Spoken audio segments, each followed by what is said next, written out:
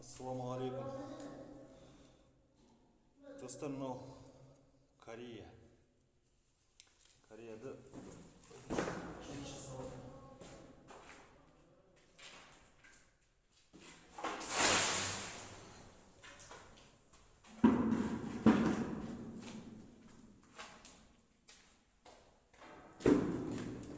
Кореяда бірінші күн.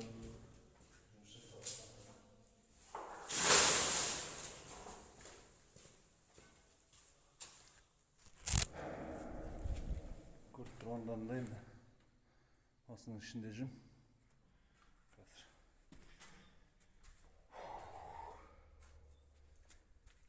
Кореяда жаман емес жұмыс.